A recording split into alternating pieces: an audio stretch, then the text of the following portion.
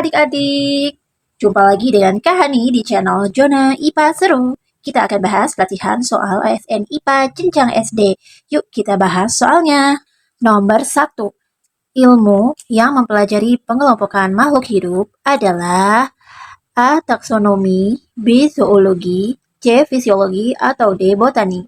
Jawaban yang benar adalah A. Taksonomi. Karena untuk zoologi adalah ilmu yang pelajari tentang hewan, sedangkan fisiologi adalah ilmu yang pelajari tentang fungsi tubuh atau organ, dan D. Botani adalah ilmu yang pelajari tentang tumbuhan. Oke, adik-adik, kita lanjut ke nomor 2. Perhatikan klasifikasi berikut ini. Ada Tracheophyta, Magnoliopsida, Arecales, Arecaceae. Berdasarkan nama di atas, urutan takson yang benar dari tinggi ke rendah adalah A. Divisi, kelas, ordo, famili, B. Divisi, ordo, kelas, famili, C. Divisi, famili, kelas, filum, atau D. Divisi, ordo, kelas, filum. Oke adik-adik, kita harus tahu dulu urutan dari tinggi ke rendah untuk makhluk hidup. Ada kingdom, divisi atau filum, divisi untuk tumbuhan, sedangkan filum untuk hewan, kelas, ordo, famili, genus, dan spesies. Sedangkan di soal itu tadi kan ada Tracheophyta, Magnoliopsida, Arecales, dan Arecaceae. Untuk Tracheophyta itu merupakan divisi. Sedangkan jadi untuk yang Tracheophyta adalah divisi ya teman-teman. Berarti jawabannya divisi. Kemudian untuk Magnoliopsida adalah kelas ya. Jadi adik-adik harus tahu bahwa kelas pada tumbuhan itu ada akhiran, di katanya itu belakangnya ada akhiran ida. Contoh di soal Magnoliopsida atau Liliopsida dan sebagainya ya. Nah, maka yang di soal Magnoliopsida merupakan kelas ya teman-teman. Berikutnya ada Arecales. Arecales adalah ordo ya adik-adik. Jadi ordo pada tumbuhan itu ada akhiran ales, contoh Arecales. Maka Arecales termasuk ke dalam ordo. Famili pada tumbuhan itu ada akhiran Cae atau dibaca C, contoh Aracaceae. Nah, maka Arecaceae masuk ke dalam famili. Itu ya adik-adik. Maka jawaban yang tepat di sini adalah divisi.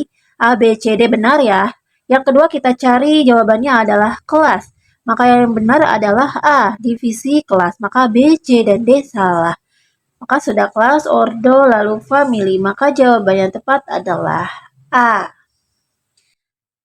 Oke, kita lanjut ke nomor 3.